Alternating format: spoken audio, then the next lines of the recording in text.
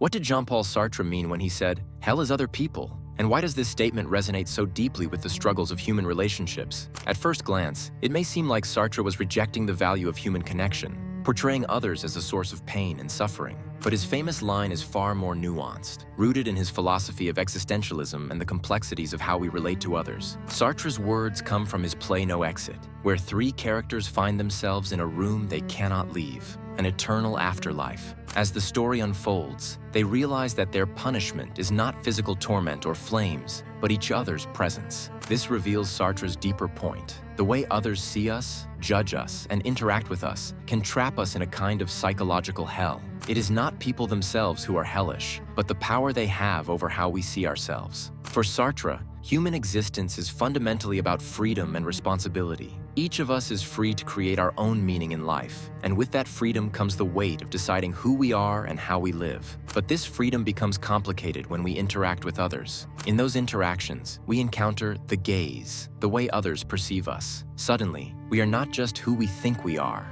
are also defined by how others see us. This can be liberating if their view aligns with our own, but it can also be suffocating if it clashes with how we wish to define ourselves. Imagine being in a group of people who misunderstand or judge you unfairly. Even if you know who you are, their perception begins to weigh on you. You might feel the urge to defend yourself, to correct their view, or to conform to their expectations. This tension, Sartre argues, can make relationships difficult. The presence of others can feel like a mirror reflecting back parts of yourself you might not want to see.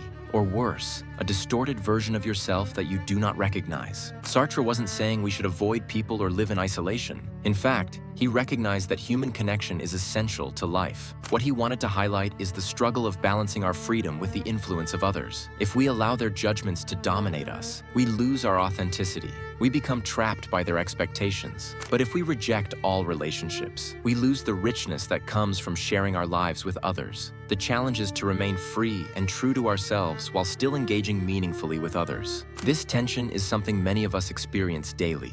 In work, friendships, and family, we often feel the pressure to meet expectations or live up to others' standards. It's easy to feel trapped in a cycle of seeking approval or fearing judgment. Sartre's words remind us to be mindful of this, to question whether we are living authentically or merely performing for others. At the same time, Sartre's philosophy offers hope. While relationships can feel like a source of confinement, they are also opportunities for growth. When we engage with others thoughtfully, we can learn more about ourselves and the world. The gaze doesn't have to be a prison.